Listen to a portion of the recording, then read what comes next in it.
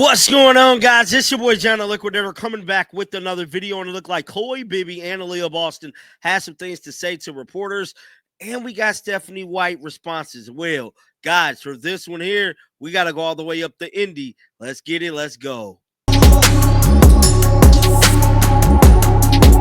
I know everybody is wondering the same damn thing.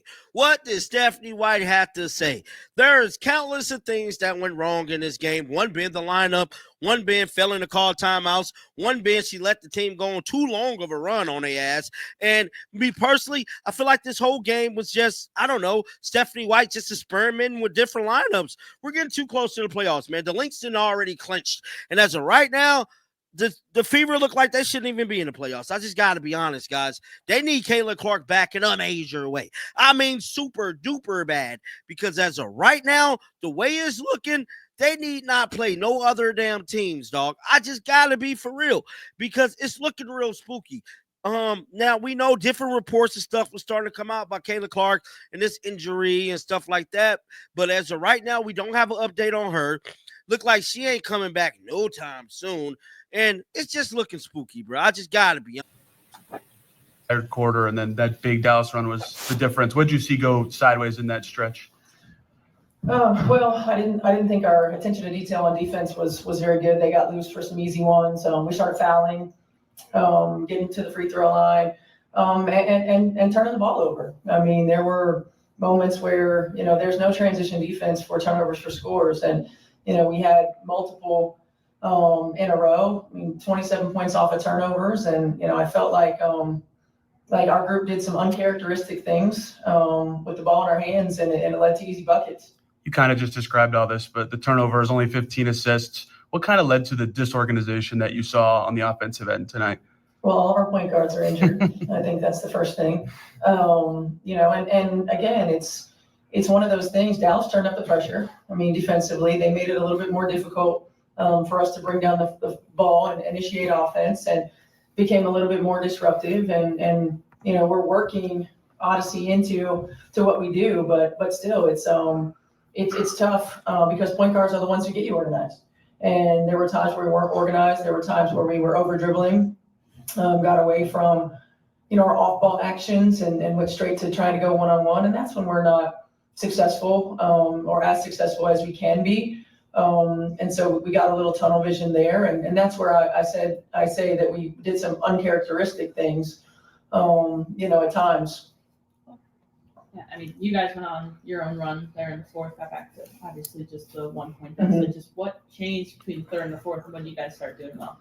I think our defensive energy, we got to force them into some tough shots, and we defended without fouling, and that allowed us to get out in transition and allowed us to push the ball and get some easy buckets. I thought our ATO execution at times was really good. We, especially in that fourth quarter, we got some good looks out of it. But more than anything, again, when it starts on the defensive end, it allows us to get out and to run in transition and to play faster. And we're at our best when we do that. And especially, when we're limited with the point guard position, you're not holding on to the ball for a long time. You're passing it ahead, you're attacking, you're going. Disappointing. The physicality, we even talked about it pregame. How disruptive maybe was that to both maybe the flow and what both teams were trying to do and find their rhythm out there? Yeah, I mean, I think it was a physical game. I think there's a double standard in how people get their calls. I think Kelsey Mitchell, number one, is held or chucked on every freaking possession and never gets a call off the ball. I think Aaliyah Boston is the worst officiated post player in the league. She never gets a call. And there's a double standard there, certainly. But again, if it's going to be physical and you're gonna allow us to be physical, then allow both teams to be physical. If you're going to call the holds and you're going to call the chucks, and you're going to then call it both ways. So I mean, I think that we've been pretty consistent in what we're asking for, and I didn't feel like it was consistent, especially for those two. I think you could call a foul every time down the floor for those two. It's tricky when you have a quasi-transition chance late, but did you consider a timeout earlier on that last trip? Did you like your last shot? What all went into that last? No, I mean, I wanted us to. We knew it was going to be a low clock, and we got it out, and we had been really good in transition. So and we were in the penalty. So I wanted us to outlet and attack in transition. When it got to the point where we didn't attack and we just started dribbling sideways, I probably should have used it at the 3-second mark instead of a little bit later. I thought Kelsey might have had a baseline drive, that she ended up coming back to the middle. And so I didn't like that. But I did want us to push in transition with a low clock and, limited opportunity. Chloe was just in there. One of the things she said is you never should have been in this position at the end.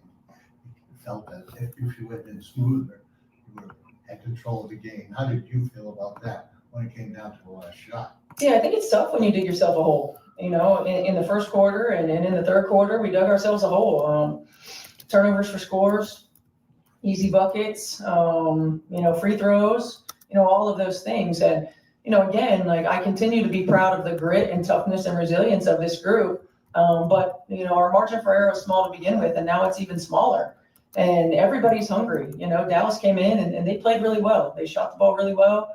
They have been playing well, have just not been able to finish games. And so, for us, our margin is small, and we've got to make sure our self-inflicted wounds, so to speak, we can't afford those. We've got to be better and more locked in from the jump.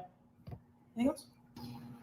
They had just 15 assists for you guys as a team today, 17 turnovers. They scored a lot off of those. What did you feel like was so clunky or disjointed on that end of the floor? I think it got better as the game went on, but I think just starting, I think the physicality level was a little bit different on both sides of the ball, and but for us, really, I think it's got to be our focus. Like we got to make sure that we're connected on that end, making sure that we're in the right places for passes, and just being more conscious of us having that ball. How much does that physicality difference, can that affect your focus in a game? I think just really trying to be able to fight through that, I think is definitely hard sometimes, because I think, you're trying to make sure that you're doing one thing on one side of the ball, and then you get on the other end, it's kind of like, okay, well, sure, they can beat us up, that's no problem. But I mean, for us, really, our focus, just making sure, and I think, and that's what we talked about in the back, is just make sure that when we come in for our next game, just make sure we're not fazed by that. If I can keep going. Everyone's got Linda.